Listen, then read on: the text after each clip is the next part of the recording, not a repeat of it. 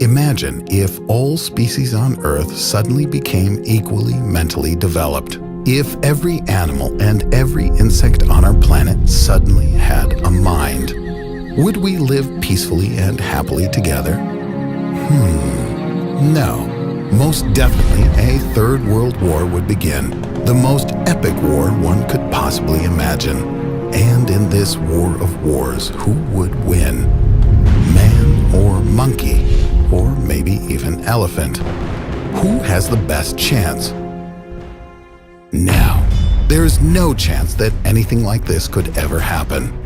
Such an insane idea is nothing but the fruit of my imagination and nothing more. This could only happen in a bizarre parallel universe, and even that possibility is vanishingly unlikely. But still, any conflict implies a certain number of warring parties. In our case, we are people, humans, mankind, and all the others are those who could possibly harm us. Of course, we can imagine that we could ally ourselves with the other primates. Well, our faithful dog friends will certainly cover our backs. But no, that's for some other time. Let's imagine that everyone is against us. And truthfully, it's not even clear whether all humans will fight together as one, or, as is too often the case in our history, divide into several warring camps and fight amongst ourselves. Man's most dangerous enemy is still man himself. You may ask yourself, why would animals fight? Well, why not? We do it. Besides, considering how many species we have already exterminated, there is little doubt that in this scenario there could be some alternative outcome. All living beings on our planet have just received a mind equal to ours. They are intelligent. Why should they suddenly have to act differently than we have? And the truth is, as will soon become clear to all the various intelligent species, that several different species cannot reign on one planet at the same time. So, first and foremost, all of the inhabitants of the rivers, seas, and oceans are losers. They won't be able to leave the boundaries of their watery confines. In principle, this applies to all animals which are limited by the need to stay in their accustomed habitat, be it water, rainforests, swamps, or deserts. They can fight for dominance in their domain, but they cannot claim the whole planet if they do not find allies. Which scenario is most likely to play out? Also, most probably, the majority of herbivores will keep their distance, since they need to spend the bulk of their time eating grass in order to replenish their strength before rushing into battle. Large animals like tigers, lions, wolves, and bears, as well as elephants and rhinoceroses, these are a real threat. These guys could easily win the day if we humans were still naked apes running through the woods and across the prairie. But this is not to be. Evolution has its advantages. It has given us weapons of every shape and size, and we are able to use them. You want your grizzly bear enemies shot full of lead? You got it. You want an elephant fried on a nuclear grill? Easy as pie. You understand what I'm getting at.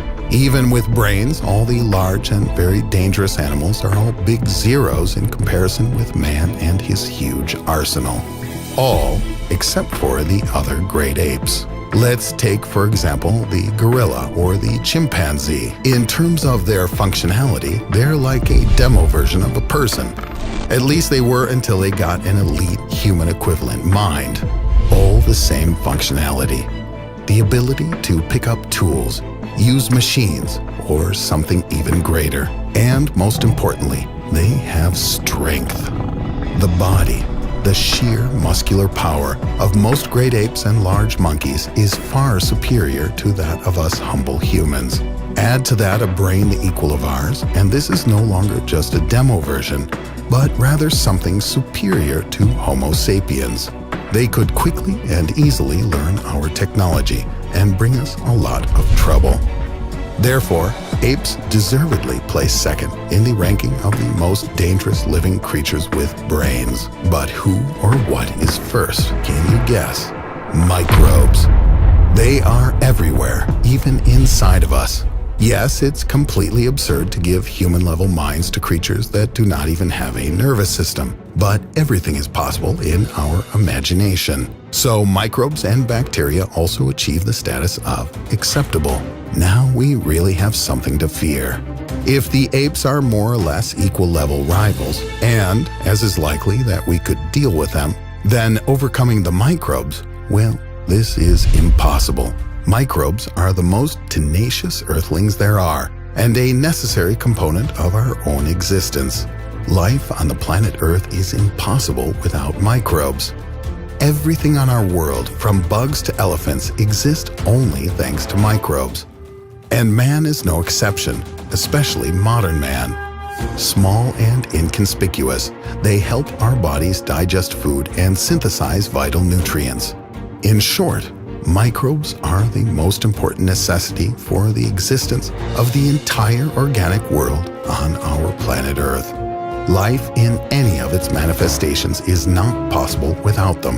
In conclusion, if suddenly microbes learn to think like man, any war for the domination of our planet will be completely meaningless.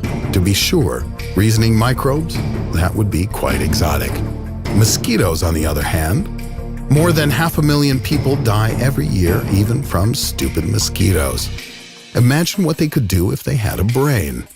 If suddenly all the species on Earth became equally intelligent and began to fight with each other, victory is likely to be won not by the largest and most powerful, but by the smallest and most tenacious inhabitants of our planet. But don't worry, it's not going to happen. Remember, it's all just a fantasy. Write in the comments the topics you want to hear about, and maybe next time we'll make a video of your idea. Thanks for your attention and see you next time.